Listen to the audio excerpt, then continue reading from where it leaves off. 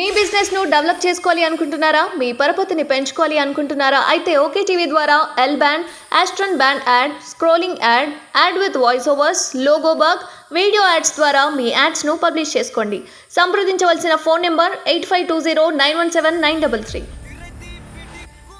ఓటమి కొత్త ఏం కాదు, అలవాటు పడిపోయినరు ఆల్రెడీ. అయితే వీళ్ళు అంటే మా ఇంతకుముందు అడిగినట్టే ఇంకా కూడా వీళ్ళకు బుద్ధి రాకుంటే ఇంకా వీళ్ళు ఎన్నడూ మారుతారు బీఆర్ఎస్ అసలు ఇప్పుడు కూడా ఇక్కడ వీళ్ళు రాసినాయి చూడండి, కార్యకర్తల్ని పట్టించుకోలే, బీఆర్ఎస్ నాయకులు అట్లా మాట్లాడొద్దు, ప్రజలు తప్పు చేశారంట, సరికాదు, దళిత బంధు స్కీమ్ వల్ల, కేటీఆర్ వల్ల, కేసీఆర్ వల్ల, హరీష్ వల్ల, కవిత వల్ల తప్పు జరిగిందని చెప్పట్లే. ఎమ్మెల్యేల మీద దోషేస్తాండ్రు, పథకాల మీదకు దోషేస్తాండ్రు, మిగిలిన వాటి మీదకి దోషేస్తాను. కానీ ఇప్పుడు కూడా చేతులు కాలినాకైనా బర్ణలు ఎత్తుక్కోకుండా మళ్ళీ ఆకుల కోసమే ఎత్తుక్కుంటారు వీళ్ళు.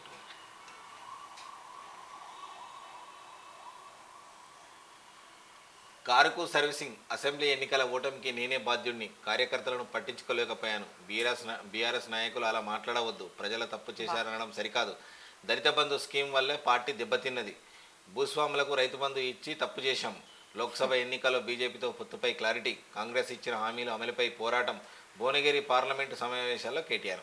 అంటే కాంగ్రెస్ ఇంకొక 1 మంత్, దాదాపు 1.5 మంత్ కూడా రాలేదు మ్యాక్సిమం. అయితే వీళ్ళు 9 ఏళ్ల పాలనలో వీళ్ళు ఇచ్చినటువంటి హామీలు ఏంటి, వీళ్ళు ఎంతవరకు వీళ్ళు నెరవేర్చిర్రు అనేది ఒకటి మనం తీసుకుందాం. రెండోది, ఆ కాంగ్రెస్ని పక్కకు పెడితే మరి 9 ఏళ్ళ టైం బాండ్ పీరియడ్ వీళ్ళకి ఇచ్చిర్రు. 9 ఏళ్లలో డబల్ బెడ్రూమ్స్ కానీ, మిషన్ భగీరథ కానీ, దళిత బంధు కానీ, లేకుంటే మన బీసీ బంధు కానీ, వీళ్ళు ఇచ్చినటువంటి పథకాలు ఎంతవరకు ఇంప్లిమెంటేషన్ అయినాయి? కొంచెం కూడా కాలే, సగం కూడా కాలే. ఇప్పుడు అసెంబ్లీ ఎన్నికలకు ఓటమికి నేనే బాధ్యుణ్ణి అని చెప్తాడు.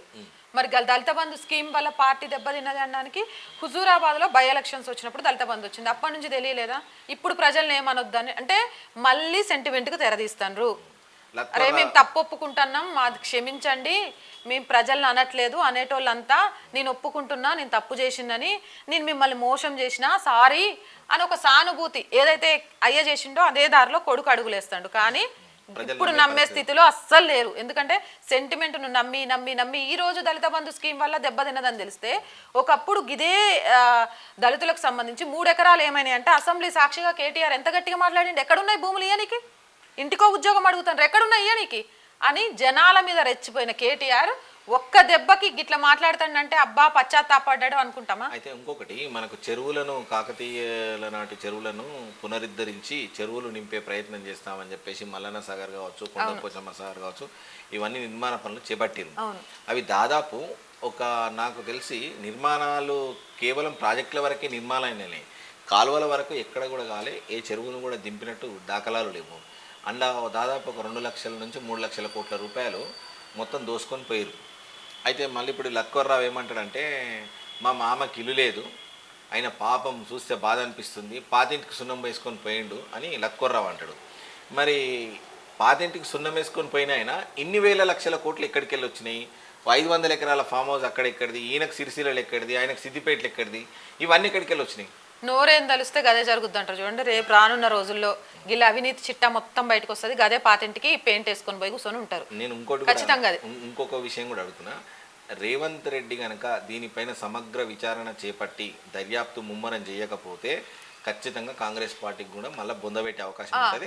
రేపు పొద్దున మళ్ళీ కాంగ్రెస్ పార్టీని కూడా నమ్మే అవకాశం లేదు. ఇప్పటికే కాళేశ్వరం విషయంలో నమ్మకం పోయింది, ఎందుకంటే సిట్టింగ్ జడ్జితో జ్యుడిషియల్ వేస్తా అని చెప్పి ఇప్పుడు అది ఎంత ఘోరంగా అంటే దాన్ని నీరుగార్చే ప్రయత్నం చేసిండ్రు అని ప్రజల్లో అయితే ఒకటి వచ్చింది.